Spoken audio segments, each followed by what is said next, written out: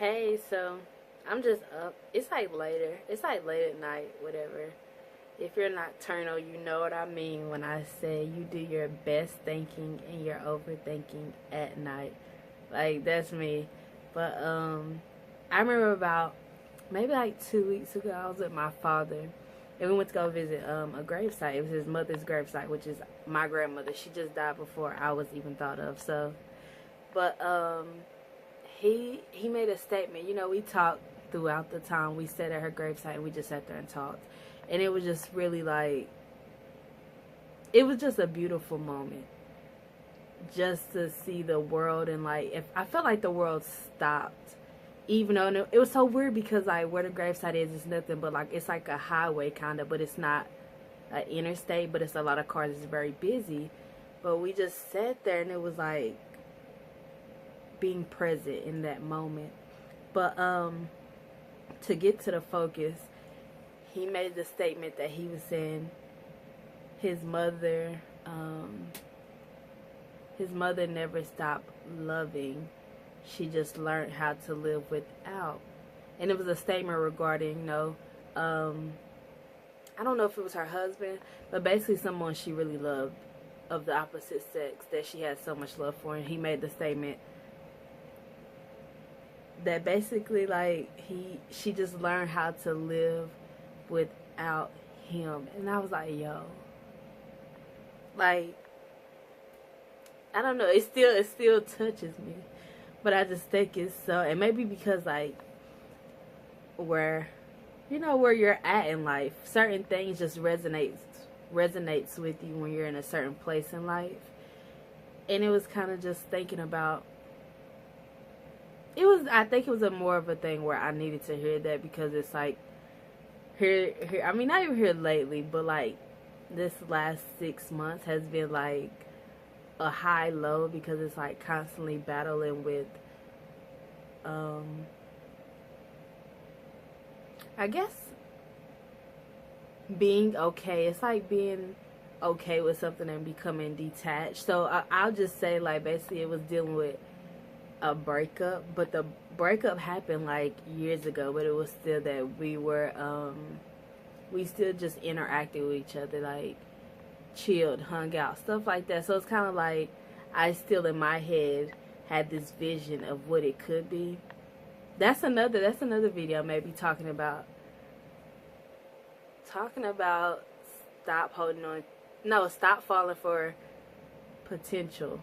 There we go. That's another video. But basically in my head it was like I had this idea that, this is who I wanted to be with. This is who I'm going to build my life with. This person pulls the better out of me, kind of. And for so many years, it like this relationship, situationship, if we say, drug on for so long, because women are delusional. And I say that in the most respectful way, because clearly I'm a woman. But to think that the stuff I allow to, like,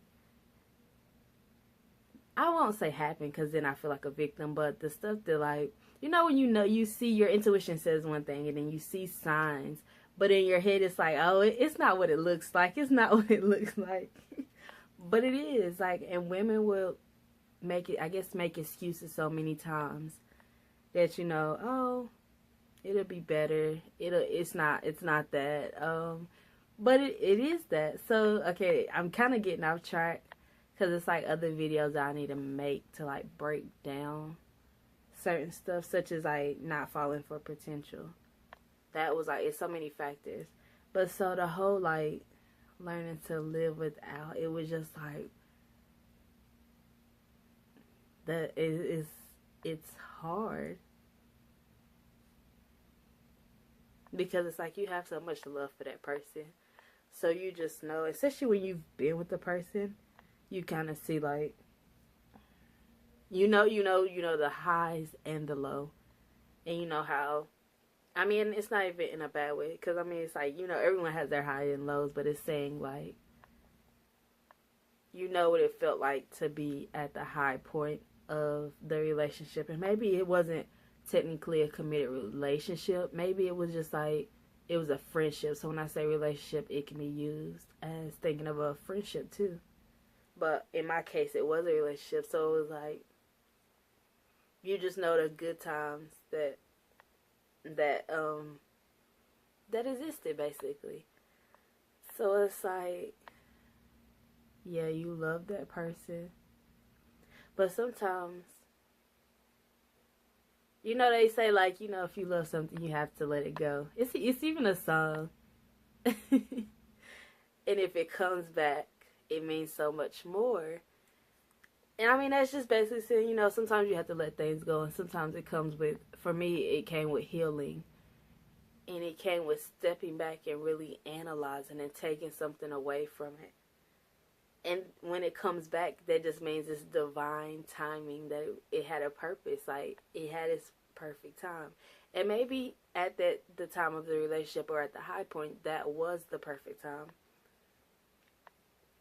But maybe it has more than one time. Like, maybe sometimes you have to grow. It's like, you know, you can grow away from a person and you not realize it until you're kind of gone. So it's a thing where maybe y'all had to grow and then it comes back together.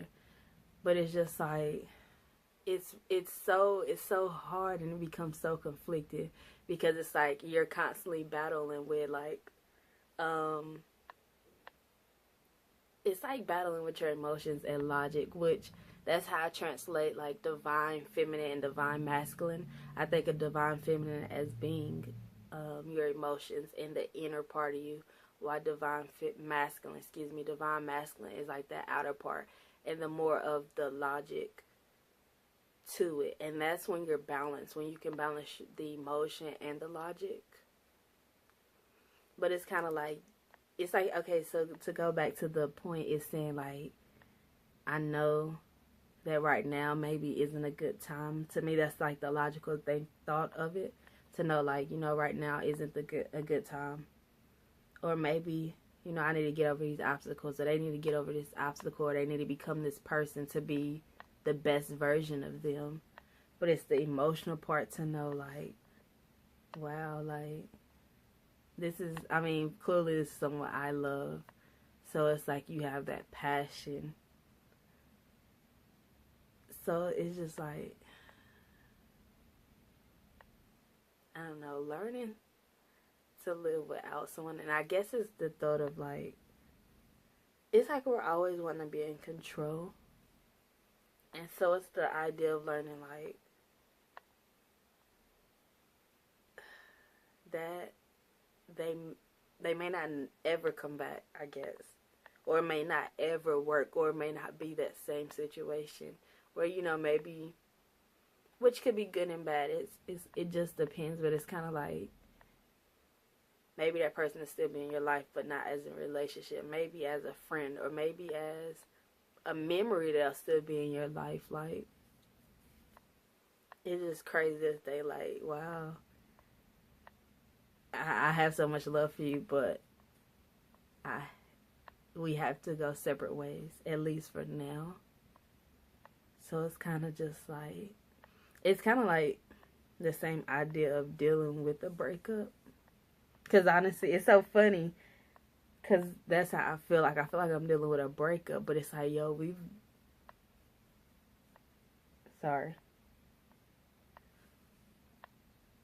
been broken up for so long that it's kind of just like, is it still, I mean, is that a breakup? Because it's been ages, but I guess it's like finally, like, cutting the ties, like, at least verbally, because it's not always going to be a spiritual tie, but it will, like, if you don't cleanse yourself, spiritual ties do exist, soul ties. So I guess it's just like I said, I guess it's just the thing of wanting to be in control. And I mean, I guess when you love someone, you want them to, like, reciprocate that same energy in the same way. Because it's not to say that the person doesn't love me, but it's kind of like, you know, being in love and loving someone is different. And I think that's the thing. I think we mutually agreed that we wasn't in love, but we have love for each other. But for me, it's kind of like, I want to get back to that place of being in love with that person. But then I think I become conflicted because then I'm just like, well, did they want to be in the same place, or was it just me, or was it just like it was just it's so much chaos basically. So I'm like, because I just feel like I'm going off topic, but learning to live with someone is learning to live without someone is so like, it's just such a different perspective. It's like you imagine that everyone you love you have to live with and you'll be with, and sometimes it just doesn't work that way.